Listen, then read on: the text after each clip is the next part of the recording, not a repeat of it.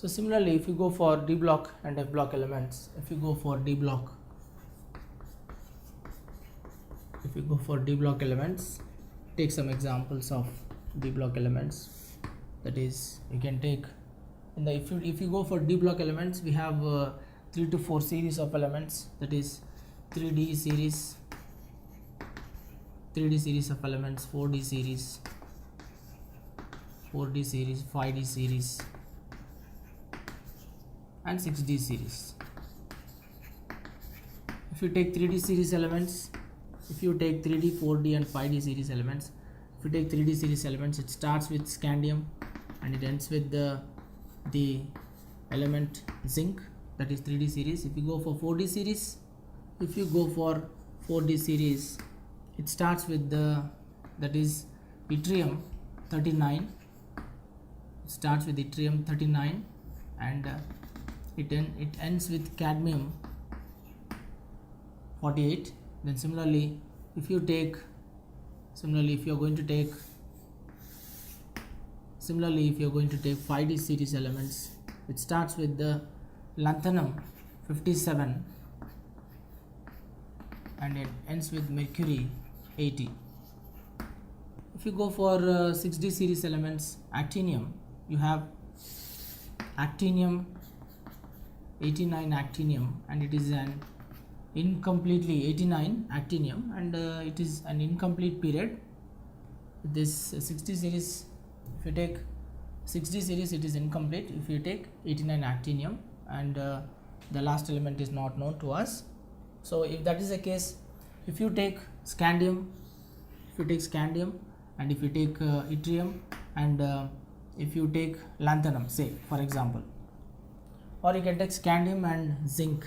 If you take, for example, scandium atomic number is 21, and here if you write the electronic configuration, you can take 1s2, 2s2, 2p6, 3s2, 3p6, 4s2, 3d.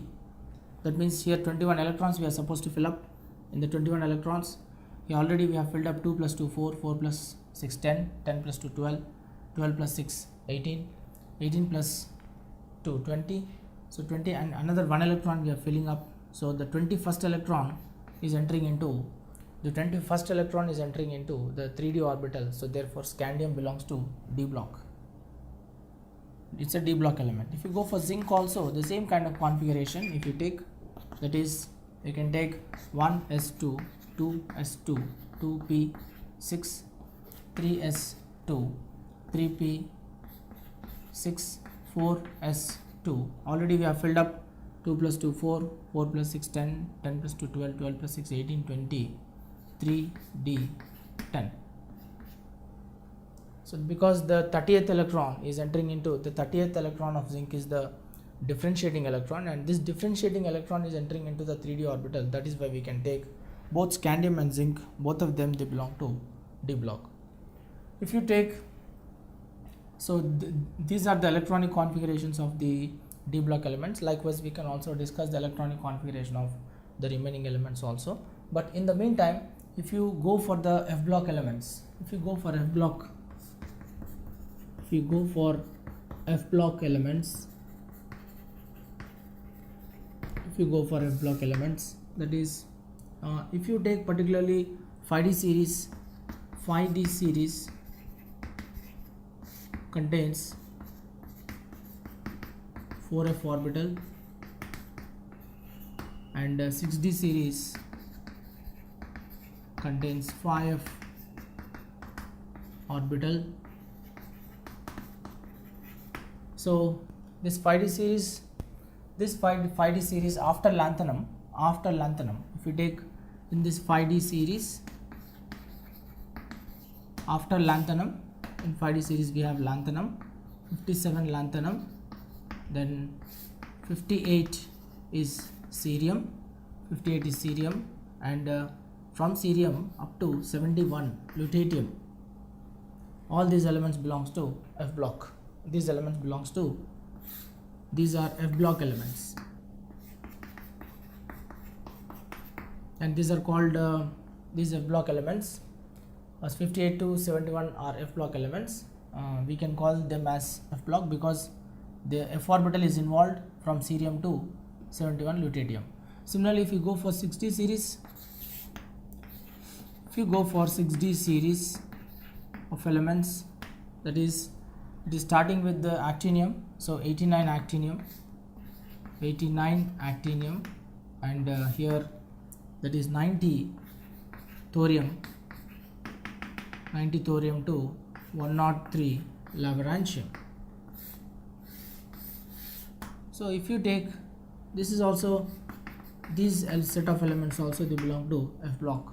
So if for example, if you write the electronic configuration of cerium, if you take cerium atomic number is 58, if cerium atomic number is 58, then we can write the nearest noble gas configuration. That is, generally if you take f block elements, general electronic configuration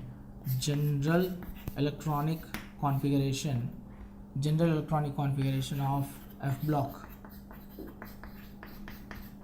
elements, if you take n minus 2 of f 1 to 14, n minus 1 of d 0 or 1 ns2.